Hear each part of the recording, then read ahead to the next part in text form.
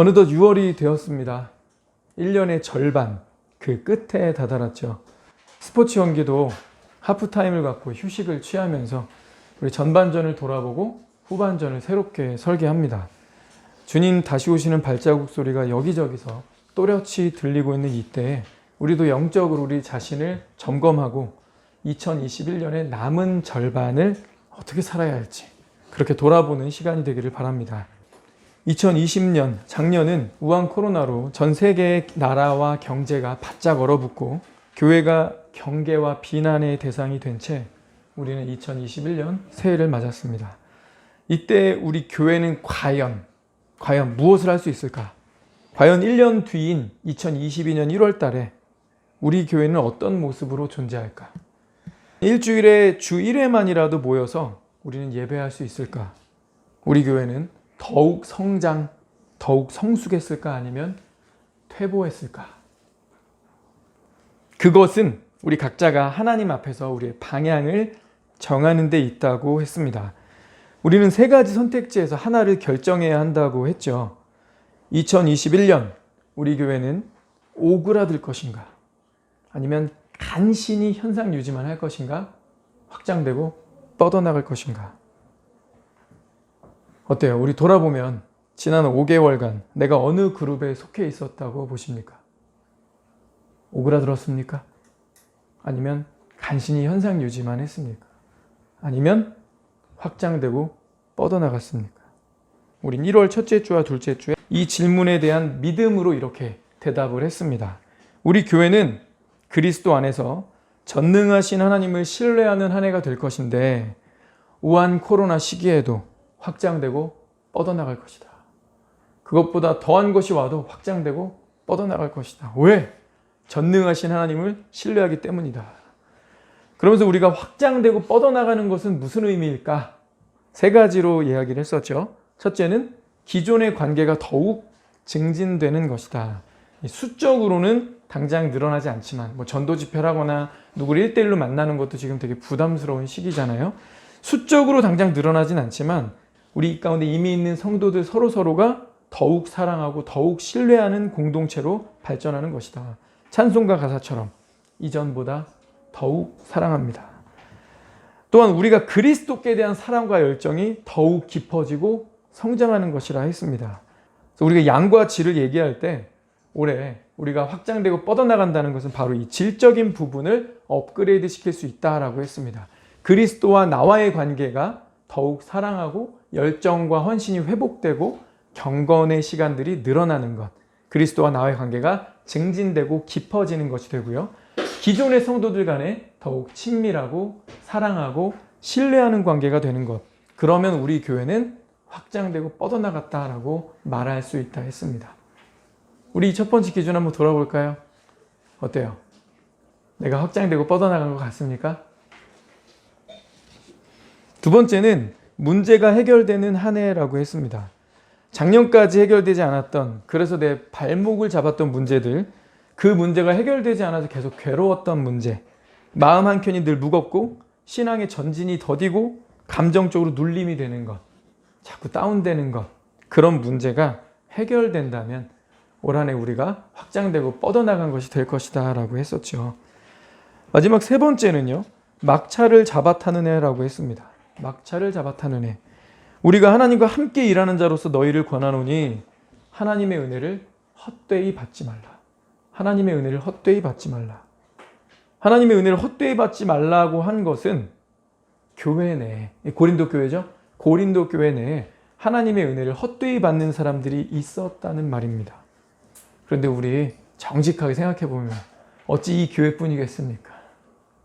교회 역사 내내 전 세계의 모든 교회에서 안타깝지만 슬픈 현실이지만 하나님의 은혜를 헛되이 받는 자들은 늘 존재했다고 했죠. 그래서 우리가 받아야 되는 건 고린도서 6장 2절이라고 했습니다. 내가 은혜 베풀 때에 너에게 듣고 구원의 날에 너를 도왔다. 보라, 지금이 은혜 받을 만한 때요. 보라, 지금이 구원의 날이로다. 혹여 생명이 없었는데 이제라도 올해에 진정한 회개를 이룸으로써 막차를 잡아타서 하나님의 나라를 침노하자. 예를 들어서 여기에 20명이 있는데 휴거의 대상이 12명이었다면, 그런데 올해가 지나는 중에 참된 회개를 이룸으로써 휴거의 대상이 13명이 되고 7월달 되니까 15명 되고 10월달 되니까 17명이 된다. 이게 정말 감동적인 거죠. 정말 감동적인 겁니다. 우리가 이 땅에 살면요, 멀리 이사 가면 부득이 교회를 옮깁니다. 관혼상제 때는 한번 볼까 말까 하는 거죠. 이민을 가면요, 관혼상제 때도 못 봅니다. 이 땅에서는 우리가 천수를 누린다 해도 7, 80년 사는 건데, 그 가운데서도 이런저런 조건으로 인해서 헤어짐이 있어요. 근데 저 영원한 나라는 말 그대로 그냥 영원이야. 한번 들어가면 못 나와. 한번 들어가면 영원한 기쁨과 영원한 행복 가운데 살게 돼. 근데 그곳에 들어가는 게 미적지근했던 사람, 불안했던 사람이 확고함으로 다가선다면 정말 기쁘고 감동적인 일이 되겠죠. 지난 5개월을 돌아보면서 우리 자신에게 한번 질문해 봅시다. 어떻습니까? 나는 이 세 가지를 기준으로 볼 때 나는 오그라들었는가? 간신히 현상 유지만 했는가? 확장되고 뻗어나갔는가? 우리는 어느 그룹이든 한 군데에 속해 있습니다. 어느 쪽입니까? 예수 그리스도와의 관계가 더욱 깊어지셨습니까? 성도와의 관계가 더욱 신뢰하고 친밀하는 관계로 나아졌습니까? 올해 문제가 조금씩 풀리고 해결되는 것 같습니까? 내 구원 여부의 문제가 당당하게 말할 수 있는 확고부동함 위에 세워졌습니까? 성공하는 사람들은 똑같은 공통분모를 가지고 있다고 합니다. 아주 심플하게 두 가지로 정리해 보면요. 하나는 현재의 자신을 아는 것이래요. 현재의 나를 아는 것이라고 하고요. 다른 하나는 나아갈 방향을 아는 것이랍니다. 성공한 사람들은 꼭 이 두 가지를 알고 있대요. 근데 이것은 영적으로도 동일합니다. 현재의 내 수준, 현재의 내 모습, 현재 내 상태, 현재 나의 문제를 정확히 진단하고 아는 것에서 출발합니다. 때론 인정하기 싫은 부분도 있을 거예요. 자존심 상하고 남에게 내가 좀 이렇지 않니? 나 이거 고쳤으면 좋겠어 말하는 게 좀 기분이 상할 수 있어요. 내가 내 입으로 말하는 것까지는 인정인데 상대방이 그걸 지적하면 너 좀 이거 고쳐야 되지 않니? 그러면 뭐라고? 이럴 수 있죠. 인정하기 싫은 부분이 있겠지만 정직하게 그것을 알고 인정하는 데서 시작한다는 겁니다. 그리고 그 다음으로는요. 이제 현재 자기 모습을 알았다면 이제 자신이 나아갈 방향을 아는 것이랍니다. 내가 나아갈 표대가 이거구나. 내가 나아갈 방향이 바로 이쪽이구나. 나는 이런 사람이 되어야 해. 하나님은 나를 향해 이런 뜻을 가지고 계셔. 내가 하나님 앞에 정결하고 거룩한 사람이 되는 것이야. 하나님은 오늘 내가 정직하기를 바라셔. 다른 건 몰라도 하나님은 오늘 내가 경건한 사람이 되기를 원하셔. 그리고 바로 내가 그런 사람이 되어야 해. 오늘 읽은 본문 마태복음 25장이 바로 이 두 가지를 우리에게 보여줍니다. 현재 내 모습이 어떤지 진단하도록 기준을 제시하고요. 내가 나아갈 방향이 무엇인지도 가르쳐줍니다. 25장은 세 가지 비유로 되어 있죠. 열처녀 비유, 그리고 달란트 비유, 양과 염소를 가르는 비유입니다. 슬기로운 5처녀와 미련한 5처녀 두 그룹으로 나눠 놓으셨고요. 5달란트, 2달란트, 1달란트 이 세 그룹으로 나눠 놓으셨고요. 양의 편에 속하느냐 염소의 편에 속하느냐, 오른쪽에 서 있느냐 왼쪽에 서 있느냐, 영생이냐 영벌이냐 두 그룹으로 나누시면서 이 비유를 통해 저와 여러분이 이 현재의 모습, 현재 과연 나는 어느 쪽에 속해 있는가, 내 그룹이 어느 쪽인지를 정직하게 진단하라고 말씀하십니다. 그리고 내가 가야 할 길을 분명히 알라고 권하시는 거예요. 슬기로운 5처녀의 길, 받은 것을 열심히 일해서 남기는 5달란트, 2달란트, 1달란트 이 종의 길, 그리고 하나님 나라를 상속받는 오른편 왼편에 있는 자들이 우리에게 나아갈 방향을 제시하는 것입니다. 우리 10년째 블로그로 미디어 사역하시는 네이버 블로그 카이로스님의 글을 잠시 낭독하도록 하겠습니다. 내일 종말을 맞이한다면 마지막으로 무엇을 하시겠습니까? 독한 술을 마시며 인사불성으로 취하겠습니까? 가족들과 마지막 식사를 하시겠습니까? 우리에게 종말이란 핵전쟁이 아닙니다. 우리에게 종말이란 7년 환란에 남겨지는 것도 아닙니다. 우리에게 마지막이란 주의 크고 영화로운 날입니다. 내일은 주님이 오실 것입니다. 그러나 오늘이란 이 오늘은 하루만을 의미하지 않습니다. 6월까지가 아닙니다. 주님이 오시는 그날까지가 오늘입니다. 그러므로 우리에게 남은 시간은 오늘밖에 없습니다. 그날은 어느 날 돌발적으로 임할 것이고 결코 돌이킬 수 없습니다. 성경을 읽으면서 예언들이 우리 시대에 성취될 것을 알지 못합니까? 오늘 방주를 준비하셔야 합니다. 우리를 구원할 방주는 예수 그리스도입니다. 우리는 거룩한 갈망 가운데 머물러 있어야 합니다. 마음과 생각이 오직 주님을 간절히 사모하는 상태에 있어야 합니다. 죽음같이 강한 사랑, 스올의 불보다 더 뜨거운 사랑으로 불타고 있어야 합니다. 주님께서 다시 오신다는 생생한 믿음에 비례하여 파루시아를 대하는 모습이 달라집니다. 슬기로운 자들은 주님을 간절한 마음으로 기다립니다. 슬기로운 자들은 견고한 사랑에 빠져 있습니다. 카이로스님은 열처녀를 구체적으로 예를 들어 상정했습니다. 슬기로운 그룹과 미그련한 그룹 둘뿐인 것 같지만 이 10사람은 모두 삶의 환경이나 조건이 다 달라요. 5명은 각자의 자리에서 깨어있고 믿음을 지키고 있다는 공통점으로 인해서 슬기로운 그룹에 들어갔습니다. 근데 반대쪽에 있는 남은 5명은 각자의 자리에서 깨어있지 못하고 믿음을 타협했기 때문에 미련한 그룹에 들어갔습니다. 제가 이걸 한번 슬기 1, 슬기 2 이런 식으로 낭독할 텐데 나는 과연 어느 쪽 그룹에 있는가를 한번 진단해 봅시다. 슬기 1. 신실한 한 부부는 새벽 기도에 참석하며 깨어 끊임없이 기도한다. 슬기 2. 남편의 눈총을 받으면서도 주님에게 온 마음으로 기다리며 기도하는 자매다. 슬기 3. 홀로 사는 한 자매는 가난하지만 주님을 향한 마음으로 버티고 있다. 슬기 4. 한 청년은 일찍 주님의 오심에 대해 눈을 떴고 마음을 쏟으며 퇴근길에 교회를 들러 기도한다. 슬기 5. 작은 교회를 섬기는 목사님은 파루시아, 강림이라는 뜻입니다. 재림이라는 뜻인데 재림을 외친다는 이유로 비웃음을 받는다. 혼인잔치에 들어갈 슬기로운 신부들 5명에 혹시 이 모습에 저와 여러분 비슷한 거 있습니까? 반대쪽도 한번 확인해 봅시다. 환란에 남은 미련한 신부들. 미련 6. 주님을 안달하며 기다리다가 지체되자 빨리 시들해지고 기다리는 일을 그만두었다. 미련 7. 오실 때 오겠지요. 간절함이 없으니 기도하지 않는다. 미련 8. 머리가 커서 교회 오래 다녔나 봐요. 듣고 배운 게 많이 있나 봐요. 지식이 많은가 봐요. 머리가 커서 이것저것 간섭하며 훈수하지만 정작 자신의 삶의 모습은 거룩하지 않다. 미련 9. 너무 깊이 빠지지 마세요. 적당히 거리를 두고 기다린다. 미련 10. 한 자매는 사역에 열심이지만 주님에 대한 사랑은 잃었다. 자, 슬기 1부터 미련 10까지 10명의 케이스를 한번 상정해 봤는데 똑같지는 않을 거예요. 네, 똑같지는 않습니다. 근데 슬기로운 사람이라고 하면서 5명 한 그룹으로 지어놨고 미련하다고 하면서 5명 한 그룹으로 지어놨는데 다시 말하지만 이 10사람이 개별적인 환경과 조건과 배경이 다 다르다고 그랬죠. 나이와 성별도 다를 겁니다. 근데 이 사람들을 공통분모로 이렇게 5명 묶고 이렇게 5명 묶었어요. 공통분모가 뭘까요?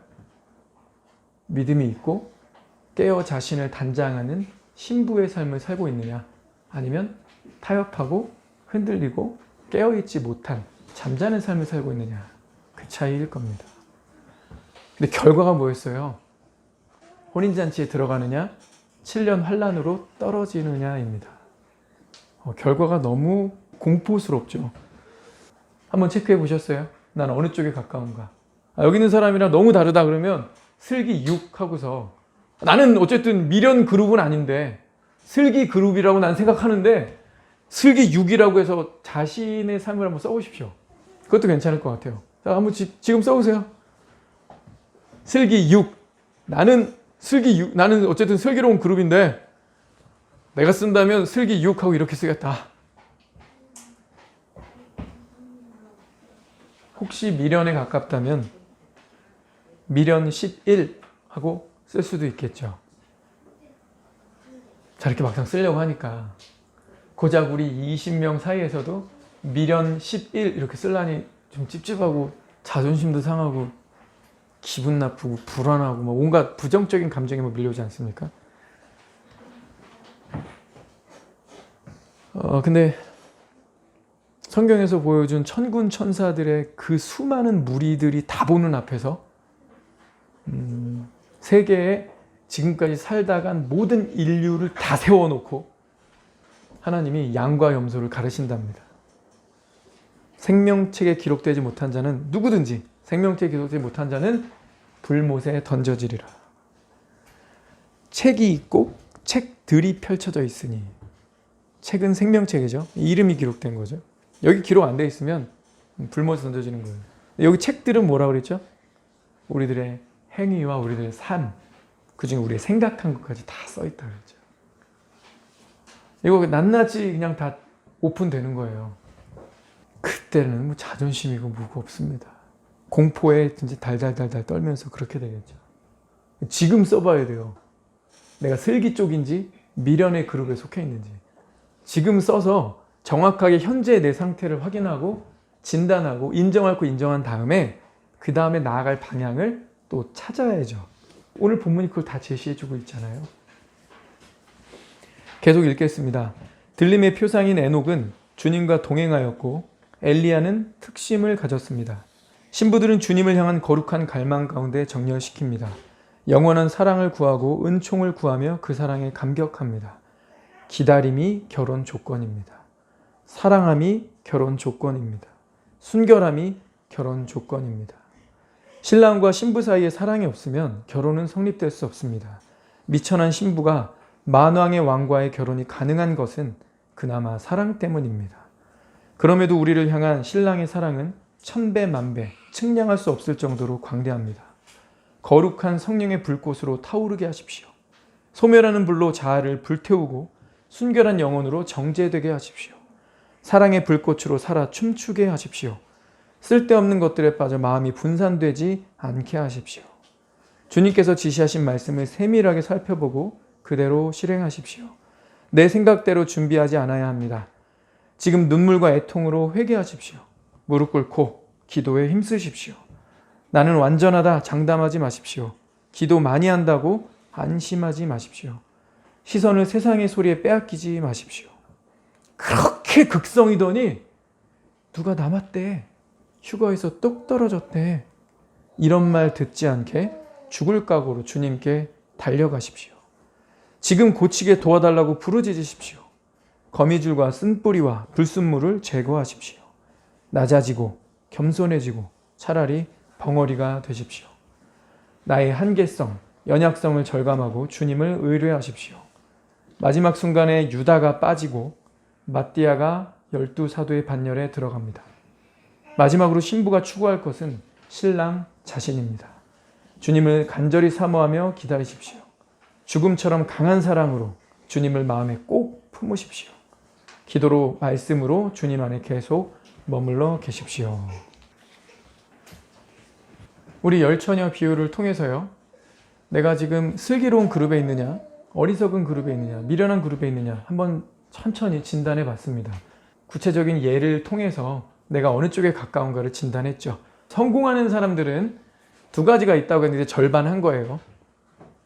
현재의 나의 모습, 현재의 나의 상태, 현재 나의 문제를 정확하게 진단하고 직면하고 인정할 거 인정하는 데서 시작하자. 우리 절반 했습니다.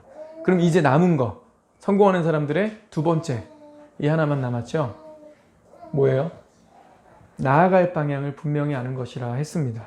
우리에게 나아갈 표상. 자, 우리 히브리서 11장 5절 함께 읽겠습니다. 시작. 믿음으로 에녹은 죽음을 보지 않고 옮겨졌으니 하나님이 그를 옮기심으로 다시 보이지 아니하였느니라. 그는 옮겨지기 전에 하나님을 기쁘시게 하는 자라는 증거를 받았느니라. 에녹은 죽음을 보지 않고 옮겨졌으니 휴거됐다는 말이죠. 인류 역사 6,000년 동안 휴거된 사람이 딱 2명뿐입니다. 엘리야와 에녹인데 엘리야는 뭔가 대단한 사람 같죠. 휴거될 만한 것 같아요. 평범하지 않아요. 엘리야가 말하면 3년 반 동안 비가 오지 않고 엘리야가 기도하면 죽은 아이가 부활을 했습니다. 엘리야가 기도하니까 하늘에서 불이 내려서 막 제단을 태우고 엘리야를 대적하는 자들이 딱 나타났어요. 그래서 엘리야가 말을 한마디 했더니 하늘에서 불이 내려와서 그들을 불태웠습니다. 또 엘리야는 요단강 건널 때 외투를 벗어가지고 말아가지고 왼쪽 오른쪽 치니까 요단강이 갈라지고 또 친절하게 바싹 말라주시네. 요단강이 갈라져. 그것만으로 기적인데 기적이 반만 기적이면 좀 창피하죠. 뒤에 따르는 생도들이 다 보고 있는데 질퍽질퍽하냐 막 빠져가지고 막 이러고 이상하잖아요. 그죠? 말씀이 완벽해요. 겉옷 벗어서 요단강 치니까 요단강이 갈라지고 바짝 마른 땅을 엘리야와 엘리사가 건너갔더라. 이렇게 되어 있죠. 그 눈으로 보면 얼마나 기가 막힙니까? 그래서 엘리야는 휴거 될 만해 보여요. 비범한 인물이 맞습니다. 우리가 그렇게 능히 핑계를 댈지도 모릅니다. 될 만한 사람이 휴거 된 거네. 나랑은 격이 다르네. 근데 주님이 핑계댈 수 없는 인물 하나를 더 주셨죠. 바로 에녹입니다. 그는 우리처럼 매우 평범합니다. 창세기 5장 21에서 24절 함께 읽겠습니다. 시작. 에녹은 300년을 하나님과 동행하며 자녀들을 낳았으며 에녹이 하나님과 동행하더니 하나님이 그를 데려가심으로 세상에 있지 아니하였더라. 그에 대해 기록된 것은 세 가지인데요. 그가 사는 날 동안 자녀를 낳았다. 애 낳고 키우려면 뭐 해야 되죠? 남자들은 일해야 됩니다. 애 먹여야 될 거 아니에요. 교육시켜야 될 거 아니에요. 아내들은요, 살림하겠죠. 이게 무슨 말이에요? 자녀를 낳았다. 그냥 이렇게 딱 단어 하나만 표현되어 있지만 일상생활을 영위했다는 거죠. 일상생활, 우리랑 똑같다는 거예요. 애 낳고 열심히 일하고 밥 먹고 애들 교육하고 훈육 타기도 하고 뭐 그런다는 얘기입니다. 그리고 나서 두 번째는 뭐가 기록되어 있냐면 에녹은 65세에 무드셀라를 낳은 후, 이게 중요해요. 에녹은 65세에 무드셀라를 낳은 후 하나님과 300년과 동행했다. 후, 이 단어 중요하다 그랬죠. 그럼 그 전에는 하나님 몰랐던 거예요. 그래서 유다서에는 에녹이 하나님을 만날 때 에녹이 뭔가를 본 거죠. 하나님을 딱 만나고 하나님과 함께 내려오는 수많은 거룩한 사람들을 보니까 내가 다르게 살아야 되겠구나. 내가 하나님 꽉 붙들고 그분과 동행해야 되겠구나. 이걸 깨달은 겁니다. 그래서 에녹에 대한 두 번째는 뭐냐면 before와 after가 명확했다라는 겁니다. 마지막 세 번째는요. 이렇게 기록이 되어 있죠. 300년을 하나님과 동행했다. 하나님과 동행하더니 하나님이 그를 데려가셨다. 동행입니다. 자, 첫째 뭐라고요? 우리처럼 일상을 영위했다. 자녀 낳았다고 했잖아요. 우리처럼 일상을 영위하고 에녹은 before와 after가 정확했고 에녹은 하나님과 동행했다. 여러분, 이건요 평범함입니다. 저와 여러분도 능히 할 수 있어요. 우리 일상생활 가만 내비둬도 잘 영위하고 있죠. 우리가 복음만 분명하게 받아들인다면 우리도 before, after 완전히 달라질 수 있어요. 그리고 우리 뭐 하면 되죠? 하나님과 동행할 수 있잖아요. 에녹은 평범합니다. 그가 근데 변화했다. 그가 before, after가 완전히 달랐다. 변화했다라고 했는데 그것이 무엇이냐? 하나님과 동행했다. 휴거 전까지, 휴거 직전까지 하나님과 동행이라고 기록했습니다. 하나님과 동행하다 보니까 그가 휴거 전까지 하나님을 기쁘시게 하는 증거를 받았다. 에녹은 평범했는데 우리처럼 애 낳고 일상적으로 살았는데 하나님 만나고 before, after가 달라졌는데 달라졌다는 게 구체적으로 뭔가 보니까 하나님과 동행하더라. 근데 이렇게 하나님과 동행하는 사람들은 휴거가 되는데 그 휴거 전에 뭐가 있어야 돼? 뭐죠? 증거입니다. 하나님을 기쁘시게 하는 자라는 이 증거. 이거 있으니까 마지막 결과가 뭐예요? 붕 하고 올라가는 휴거인 겁니다. 에녹은 우리랑 너무나 똑같아요. 평범합니다. 이 증거가 휴거를 기다리는 오늘의 성도들, 저와 여러분에게 호소하고 있습니다. 저와 여러분에게도 이 증거가 있습니까? 슬기로운 다섯 처녀는요, 저마다 사는 환경, 조건, 나이, 성별 다 달랐지만 그들에게는 공통적으로 이 증거가 있었습니다. 하나님을 기쁘시게 하는 증거, 자신을 정결하게 단장하는 삶입니다. 기도와 말씀을 가까이 하며 깨어 있어서 신랑의 재림을 열렬히 사모하는 증거입니다. 나의 현재 모습을 진단합시다. 나의 현재 상태를 정직하게 대면합시다. 나의 현재 문제를 파악하고 인정합시다. 내가 지금 슬기로운 그룹에 속해 있는가? 아니면 미련한 다섯 처녀 그룹에 속한 삶을 살고 있는가? 말씀 앞에 진단하고 각성합시다. 그리고 우리가 나아갈 표상을 바라봅시다. 평범한 사람이었지만 휴거의 표상이 된 에녹입니다. 그는 하나님을 만나고 확실한 변화가 있었습니다. 그리고 그 변화는 지속적이었습니다. 다시요. 에녹은 하나님을 만나고 확실한 변화가 있었습니다. 그런데 이 변화가 지속적이었습니다. 지속적이었다. 그는 변함없이 300년을 하나님과 동행했습니다. 하나님을 기쁘시게 하는 증거를 가졌고 그래서 그는 휴거되었습니다. 저 여러분 읽은 이 히브리서 11장 5절 여기에 헬라어 원어로 가르가 원래 껴있어요. 가르.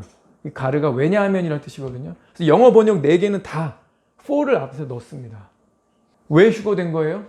왜냐하면 하나님을 기쁘시게 하는 증거를 받았기 때문이다. 이렇게 해석해야 됩니다.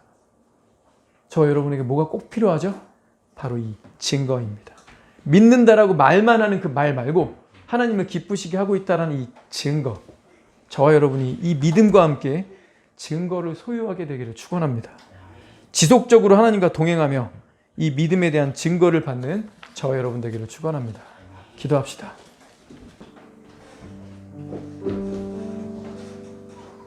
오늘 나눈 말씀은 되게 심플합니다. 열처녀 비유를 통해서 현재의 내 모습을 진단하자. 내가 슬기로운 그룹이냐 미련한 쪽 그룹이냐 한번 정직하게 진단하자 했고요. 그 다음에 우리가 나아갈 방향, 나아갈 표상, 성경이 제시한 에녹이라는 인물을 살펴봤습니다. 에녹은 우리랑 똑같았어요. 밥 먹고 화장실 가고 애 낳고 살림하고 직장생활하고 그리고 나서 에녹은 하나님을 만납니다. 하나님을 만나더니 비포와 애프터가 정확하게 나눠지죠. 정확하게 나눠지니까 에녹은 그날부터 하나님을 붙잡고 동행하며 살아갑니다. 하나님을 붙잡고 동행하며 살아가니까 하나님을 기쁘시게 하는 증거들이 여기저기서 나타나겠죠. 그랬더니 그 끝에 붕 나팔 소리와 함께 휴거가 된 겁니다. 자, 우리는 휴거를 열렬히 사모합니다. 7년 환란에 떨어지지 않고 어린 양의 혼인잔치에 들어가기를 간절히 사모하고 있습니다. 그렇다면 우리는 에녹을 묵상하고 에녹의 삶을 바라봐야 합니다. 저 여러분에게 비포와 애프터가 명확합니까? 하나님과 동행하고 있습니까? 하나님을 기쁘시게 하는 증거들이 나타나고 있습니까? 우리 이거 붙들고 우리 자기 목소리를 하나님께 기도해 봅시다. 하나님, 내 모습을 이렇게 정직하게 인정합니다. 진단합니다. 그리고 내가 에녹과 같은 그 삶을 롤모델로 삼아서 그 길을 걸어가고 싶습니다. 내가 당신과 동행하고 싶습니다. 나를 붙잡아 주십시오라고 우리 자기 목소리로 기도하겠습니다.